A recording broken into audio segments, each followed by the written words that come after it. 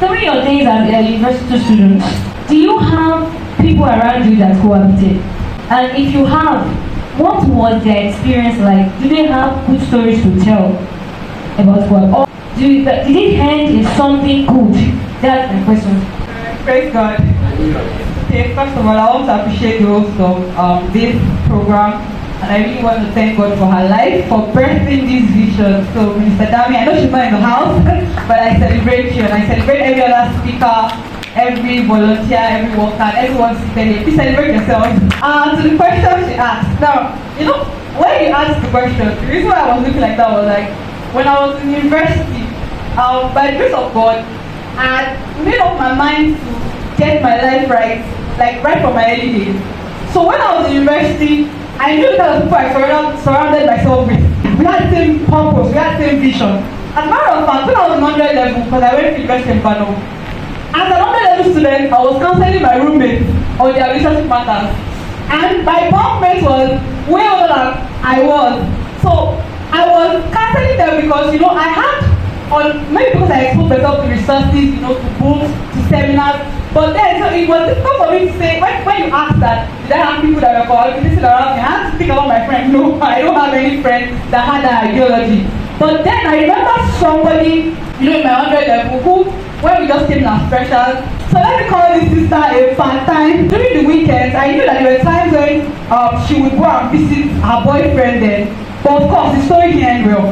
It didn't end well because apart from that she got pregnant, she aborted, she had to leave the school. And in fact, I remember there was a time I took her to go and see a counselor because, I was just feeling for her that, hey, this girl, at that point she just got pregnant at that point. So that's the only person, and then maybe my 200 level, 300 level, I know I had people around me where, I had that story, but they were not like my friends. I had a circle of friends who understood where they were going. As young as we were, we knew what we wanted out of life. We started praying for it. We got our minds right. We didn't allow society to influence us, even though those things were happening in our university. The home. It seems the home is taking a back seat. It's taking values in the youth nowadays.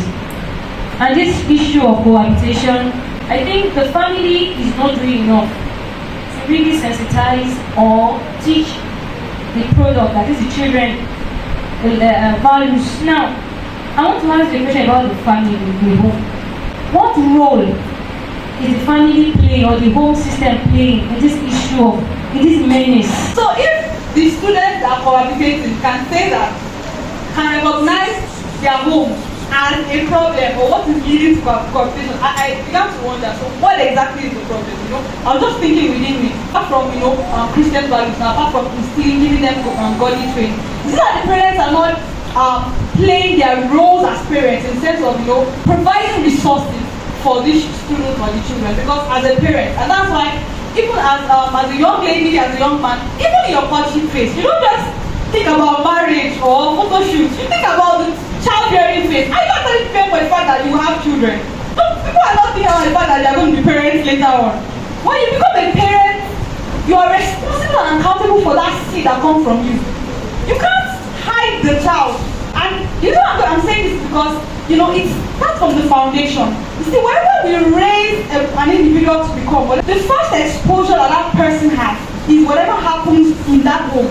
Whatever belief the person has, it's whatever you discuss or whatever you instill in that child within your home, as in the father, the mother, the siblings. Because the child comes to this earth, God gave you that seed expecting that you will raise the seed as a godly child. That's the thing. So, down to the point of financial resources, vision, education, it's your responsibility as a parent. If you say that, you want to lock the child somewhere, forget it. It has been recorded and written that you had a child as a man or as a woman. And so, that should, be registered in your mind that, okay, one day I'm going to be a parent. Now, first of all, I want to address the fact that we are going to have children later on. So start thinking about it now. How are you going to raise your children? Are your seeds going to be people that will be supporting cohabitation in their own generation? What if you come from a home where certain things are not right? You still have the privilege to birth something right from you. You don't have to continue in the pattern that was laid. See, your parents, even if they failed in one area, it wasn't a mistake that they're your parents. I know you did not choose them, but don't go through life thinking, oh, it wasn't. Because if you carry that mentality, you keep on blaming them for every decision you make. And the fact is, as an individual, God holds you responsible and accountable for whatever decision you make, as long as you have come to a point of reasoning. So you cannot say, oh, I began to cohabit because of my mother or my father. Do you understand? It's only an excuse. It will only be an excuse. When you begin to face the consequences of that cohabitation, like you said, you talk about the fact that the source is actually that sexual immorality, the desire to please your flesh.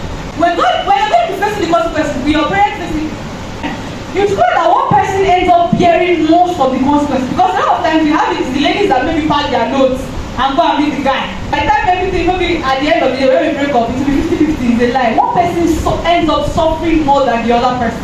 So imagine what the consequences you're going to experience as a person. So you can't always say, even though yes, parents, should take responsibility for children they give back to finances and all, but still, when you know that you will end up facing the consequences alone, then you should take responsibility for whatever decision you make.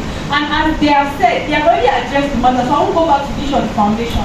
But we should understand that whatever children you are going to have in future, you are responsible for laying a foundation, a solid foundation for that child, so that at the end of the day, they won't be part of the people that are supporting cohabitation because you did not raise them right.